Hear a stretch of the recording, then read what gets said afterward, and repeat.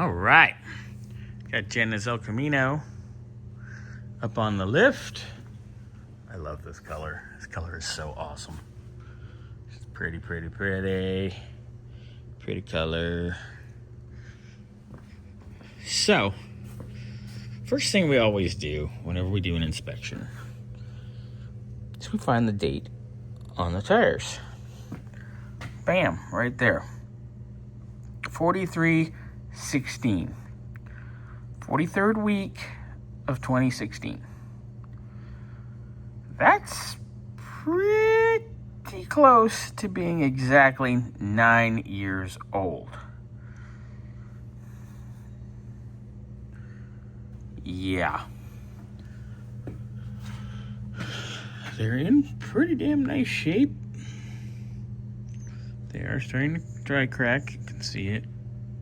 Come on, focus. You can see it. Come on, baby. Okay. Nothing wants to behave today. But they are starting to dry crack a little bit. But at the same token, they have been well taken care of and indoors. So they're not super cracked. But they're 9 years old, boys and girls. And in the desert, 5 is about max. Maybe 6. So I'm going to recommend replacing the tires, but it's not going to be as heavy of a recommendation as I usually do. That being said, though, 9 years old, getting kind of scary. Let me go check the rest of them.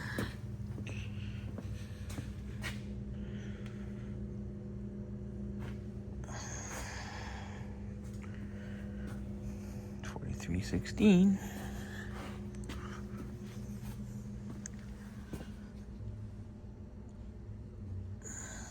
Nothing too crazy or out of the ordinary on our tires. It's got some chunking and weathering and feathering, but okay, let's just go check the right rear real fast, and then we'll get on to the nitty gritty, important stuff. Tires are important, though. Don't get me wrong. But